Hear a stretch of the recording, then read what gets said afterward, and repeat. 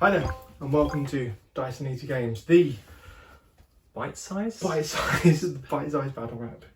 Yeah, so we are going to be playing Epic today using a loose adaptation of the Apocalypse rules. Very loose, kind of based on the Fun Liberation computer game from back in the 90s, which we spent way too much time. So much time. And yeah, I'm taking the Orks, one of my favourite armies to play in just about everything really, and you get lumbered with the Imperials. Yes, I'm a The good guys. The good guys. Xenos man really, but I'll try for tonight. Suck it up. Yeah, I'll suck it up. Alright, let's get straight into round one.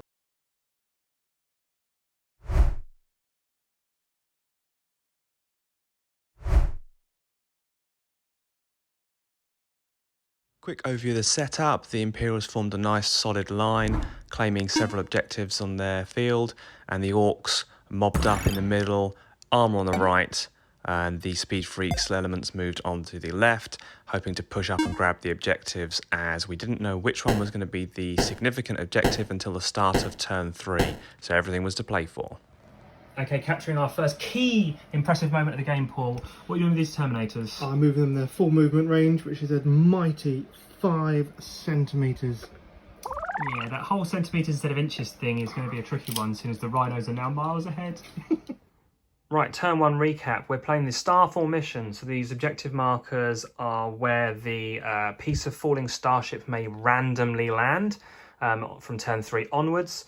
The Imperials sustained some minor damage to one of the Chimeras and shrugged off just about everything the Orks threw at them, whereas the gun wagons took a bit of a battering over here, and these Orks in the middle took an absolute hammering and are barely still in the fight. So, yeah, off to an aggressive start from the Imperials. 2 10-man tactical squads, firing bolt guns on the slightly hidden Storm Boys. Where they are Space Marines, they have got 2 attacks, which is massive for this game. I'm hitting on 3s up. All the chaff in between. So, yeah, 3s up. Space Marines. Well done, lads. Elite, best of the best. You got that hit, Paul, so let's see what it does. Let's see what happens. Cool. 7 up on a D20. Nope, pings off. Be the best, Space Marines. Okay, second unit. What you got? To wound, we need 7 up. Oof. Okay, I'll put 3 blast markers on them then. Okay, the runners are pouring it onto these boys here, so what we got? We got 4 hits. Okay. 1 hit. That's a 4 up. 9s. We got the 1. Okay, so after taking a pasting from the Space Marines, the Storm Boys are hitting back. They've jumped into combat. Let's see what damage they take. That is going to be 4 hits. So rolling to wound. I mean 7s. Oh, that's brutal. Wow. Okay, that's 2 blast markers. Good effort, Storm. After a withering hail of fire, the Orks are now threatened to be run over by the Chimeras. So what we got, Paul? All I need is a 6. Just a 6. Just a okay. 6. I got a 2. That does not count. Well done, boys. Yeah. All right, we poured fire onto this Hellhound. What's going to happen? 6 ups? 6 ups. Absolutely, yeah, great. So that's 2 wounds and it's taken 3 hits. Dead. Totally dead. Chimera over here finds itself in the same position, having to take multiple saves. 6 ups again. 6 ups again. Oh, nope, it's also dead. It's gone. Get the troops out. Right, we're going to resolve this nasty combat in the middle here. The Storm Boys have 2 large blast markers, so I need to roll saves on a D6, but they have a save characteristic of 10 plus, so they'll just be taking 2 wounds. But the Marines, so you get a save, that's pretty good. I get a save, but my rolling of 6 absolutely atrocious. So here we go. 2 1s. Great, they are dead. End of turn 2. It's the turn that the Orks definitely hit back. Swept down the board, took out the lucky Chimera that could. 2 of my Marines have gone, and that's the entire tactical squad. The Morknaut, or the Gorgonaut? This is the Stomper. That's the Stomper, wow. So the Stomper came through that building and looked absolutely epic, but did absolutely nothing at all. Another plucky Chimera tried to kill an Orc using nothing but its bear tracks, and yeah, didn't. So it swung back to the Orcs. And now it's being turn 3. We're going to roll to see which objective is the falling piece of debris. So do you want to roll for it, Paul? I do indeed. So D6, here we go. That'll be a 5. This here. This is the objective that matters. Get on it. Empty part of the board. Okay, a bold charge by the Rough Riders here. Is there any other kind of charge? I hope not. Let's find out. Oh, good hits. That's 5 hits. 5 hits, not too bad at all. I'll take that. 3 blast markers on the Orks. You happy with that, Paul? Very happy, yeah. Who knew that all you needed in a mechanised war is men on horses? So, Orks are countercharging against the Rough Riders. What do they need, Rich? They need 3s. 7s. Ooh, that's 2. That's a large blast. Large blast again on the Rough Riders to add to another last blast. Well, I said to Paul that these war bikes will try and shut down the Hellhound just by charging it so it doesn't set fire to them. And needing 9s to wound. Whoops. Oh dear.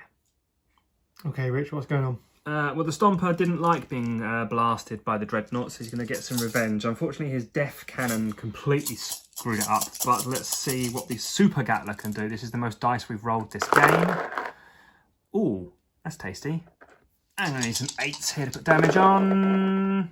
All that'll do. Large and a small blast. It's not called the Super Gatler for nothing, is it? Nope, and there's more guns to come. Couldn't do much else to the Dreadnought at the back there, but did manage to put a blast on the Rhino with his Scorcher, so I'll take that. Okay, the Hellhound is apparently driving over these bikes. He has hit. Can he actually do anything about that hit? So I need to roll for armoured tracks 10 or higher. Oh my word.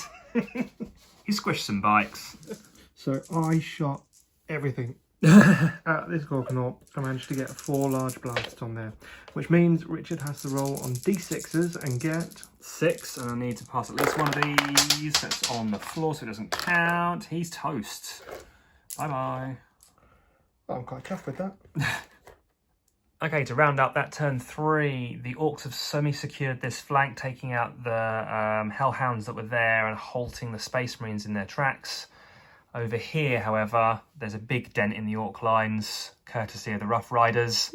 And the Chimeras are making a break for the objective, having cleared off the Morkanaut. And it's the gun wagons versus the Imperial lines. So we'll see how this holds up. And maybe one of these Ork units sneaks in for the win. Fingers crossed for the Imperial initiative next.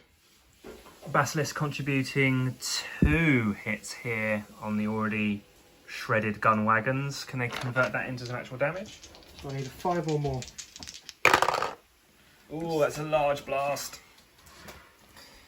They're in bad shape holding this objective. I think you might have stolen this one, Paul. I'm really hoping so. So Richard is retaliating with his... They're gun wagons, aren't they? Yeah. So the entire unit of gun wagons is going to fire on this very lonely looking Lehman Russ.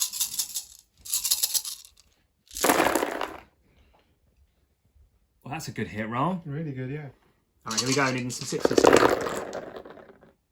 Oh, dearie me. That is 1, 2, 3 large and a small. Wow. Excellent. And I'd forgotten about all the Praetorian Guard that are inside those Chimeras, so now there's a serious swamp on the objective. Deploy, deploy, deploy. So we are late into the final turn, and in Richard's words, the bikes are going crazy. Yep, they're going to attempt to kill them some guardsmen because they're annoyed they haven't killed anything else.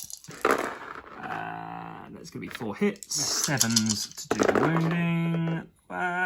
Not so much killing, more slightly maiming. Take 1 small blast marker, Paul. Excellent. Impressive display from the guard in the middle here, disembarking from their chimeras and hosing a unit of Orks to bits, which was awesome.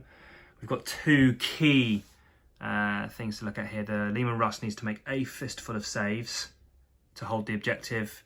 Unfortunately, this guy blows up.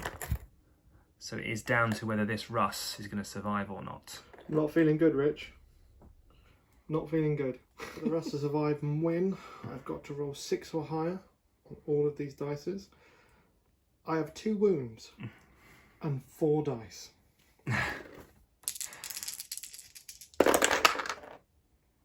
Ooh. Oh well.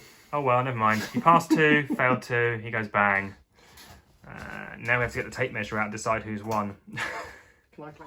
So some Olympic level adjudication later, and we've established that these 2 units are within range of the objective.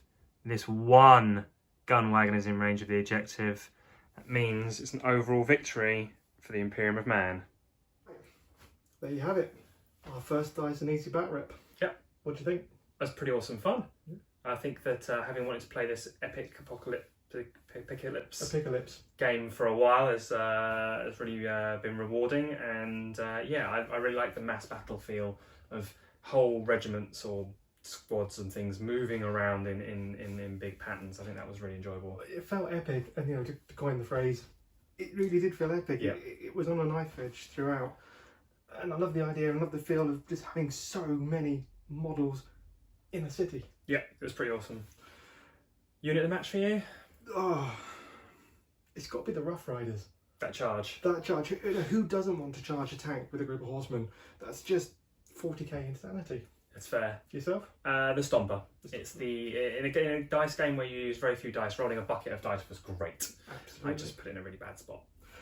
But final result, a win for the Imperium. Yep. I'm claiming a double win because my commander's there, pointing his sword. So like every good commander should. taking all the credit. Right. So cheers for tuning in, and stick around for some more bite-sized bat reps. Cheers, guys. We'll see you soon.